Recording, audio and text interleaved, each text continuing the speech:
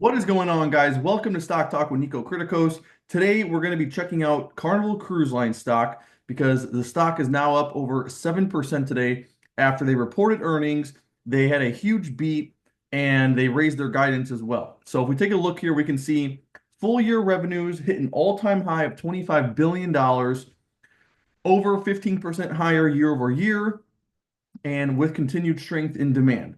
Net full year net income of $1.9 billion, which was an outperformance by their previous guidance by over $130 million.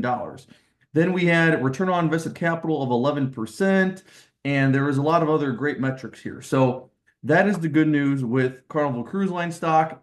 They also, if you didn't know, if you own at least 100 shares of this stock, they offer credit for their cruises. So as you can see here, $50 credit if you're going on a cruise of 6 days, $100 credit for cruise of 7 to 13 days, and then a $250 credit for 14 days or more. So that's a pretty cool benefit you get with owning the stock. And if we want to come now, I did, just for reference here, I used to own this stock a very long time ago. I believe in the pandemic is when I bought. As you can see, I sold out almost 2 years ago now at about 11 or $12 a share. I want to say I took a loss on that. I'm pretty sure I bought, let's see here. I think this was one of my biggest losses of all time, actually. So I was buying the stock. Well, I was okay. I was buying it at 17, 18, $19, but that was actually after. I was already, see, I had already been making a position. Well, here I sold some shares. So I was buying it at $20, $21 even. Yeah, I ended up taking a decent loss on that at $11. But the moral of the story here is that Carnival Cruise Line is, back then I used to think it was a good business, but when you take a look at these financials here, what you're going to see is that, okay, we have a $33 billion company. And I mean, really, I understand, I'm sure I understand how the pandemic had a huge, horrible effect on this company, but at the same time, I'm surprised it took them this many years to get back to profitability, really. Here's revenue. So still 2024 revenue is, I know they just said full year revenue is hitting an all-time high of 25 billion. I'm not sure why it shows up differently here, but that's kind of weird. But either way, okay, so let's say it's 25 billion, then that's an all-time high, right? Let's see. If we go to trailing 12 months, does that change anything? No, it doesn't. Now it says 23 billion. So who knows? Let's say it's 25 billion. Okay. Net income, 1.9 billion for net income. As you can see, it took them several years of losing billions and billions of dollars. And, we still have to get back to these numbers of over $3 billion. Let's see if we can find here. Here we go. Okay. Record full year operating income of $3.6 billion, up 80% year over year.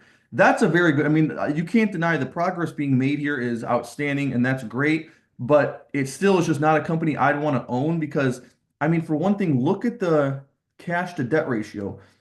With the last couple of years of losing all that money, I mean, they have over 28 billion in debt and only 2 billion in cash. So it's going to take them years and years and years to be able to pay off that debt.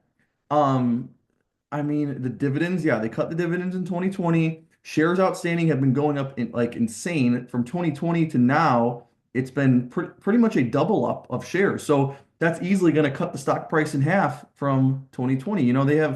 They're just, this company kind of reminds me of Boeing.